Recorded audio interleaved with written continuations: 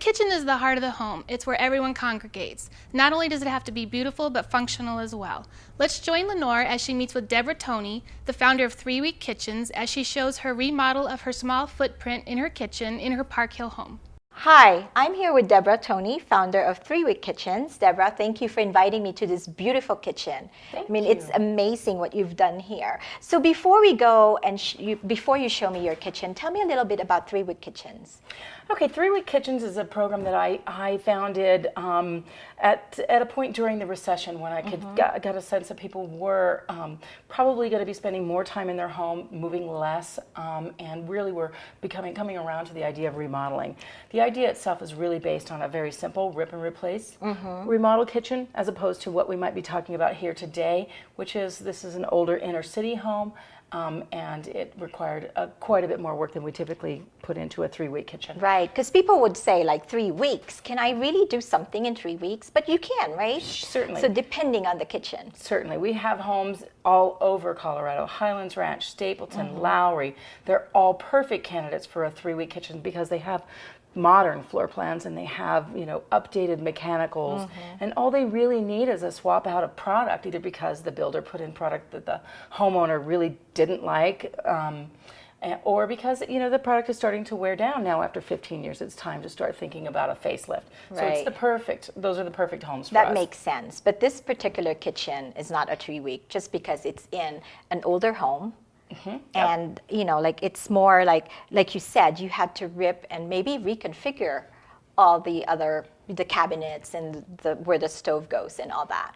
Correct. So a lot of my work to this day still it happens in some of our older inner city neighborhoods where we're always having to remove walls or make penetrations or add windows and do a lot of adjusting of where to create a more modern floor plan that everybody desires. Right. So why don't you show me what you've done to this kitchen? Because this is really very beautiful. I mean, I could stay here. Not that I cook, but I could stay in your kitchen. No need to cook. So so tell me what you did. So really the goal and the problems to overcome with this kitchen is this is my own kitchen. Right. And so I am an empty nester and I moved from a very large home. And of course I have multiple sets of dishes and every manner of cooking gear that you can imagine. And I was completely unwilling to give up any of it. So I had to figure out how can I accommodate all of my things in this now new inner city kitchen that is half the footprint of my former kitchen. So we'll start with some options for storage. Again, we're working with a really small space, so it was important for me not to have a lot of overhead cabinets. Right. And so open storage is a really great option when you're trying to keep the ceiling area light and airy.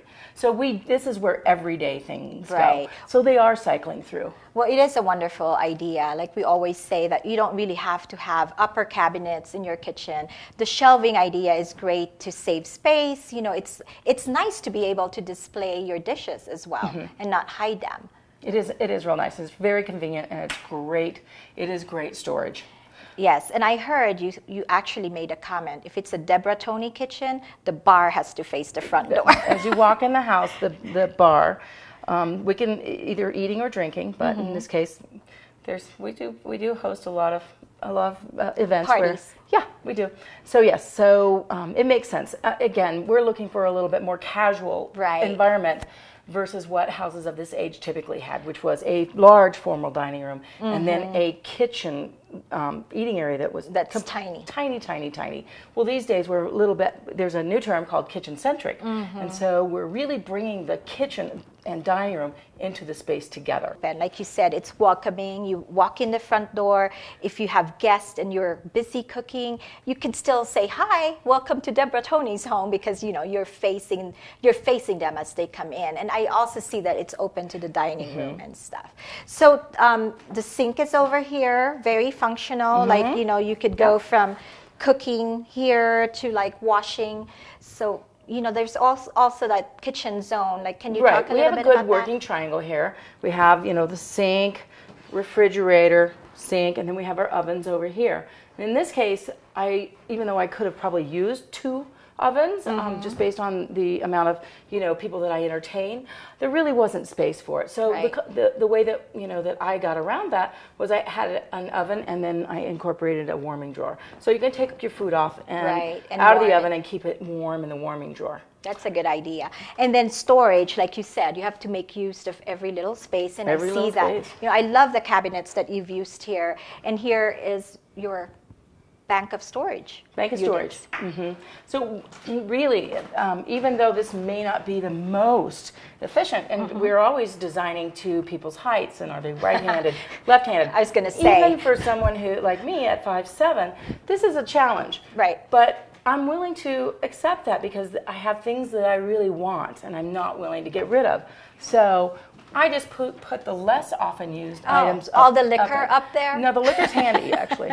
For me, I always say, well, I couldn't reach that. But then it makes sense that if it's something that you don't need on a Right. day-to-day basis, you could actually put it up. Holiday stuff, the things that you just really, like you say, don't need to get to often. Then there are lots of different accessories that can make storage much more efficient these days. I mean, this is a the drawer spice within rack. a drawer, so this is handy for spices or for hand utensils or for placemats and napkins, but it can really help.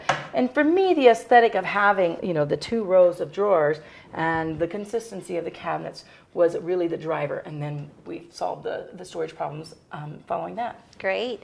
Well, thank you for showing me your kitchen. I know there's so much more to see in your house, but this is great. Like you said, it makes use of every space that you have in the home. It's still functional. It's beautiful. Thank you. So it's not a 3-week kitchen, but it can be done. My kitchen probably is a 3-week kitchen because I live in a, like more newer neighborhood. Right. There are a few features in here that make this not something we can accomplish in 3 weeks. That would be that full wall of tile, and then some very special features with how the bar is constructed out of this, the waterfall detail on the countertop. So those are the kind of special features that may add a week or 2, but we're still not talking about 3 or 4 months. Right. Well, thank you, Debra, for showing me your beautiful kitchen. So for people who are interested, if they have a kitchen that they're thinking of remodeling or just updating, how do they get in touch with 3-week kitchens? Well, there's a couple of ways. One, they can just contact you through Decor and You, or they can jump on our website, 3weekkitchens.com, have a look around, and we can go from there. Okay, so call Debra or check goodlivingbydesign.com. We'll have the information there for you.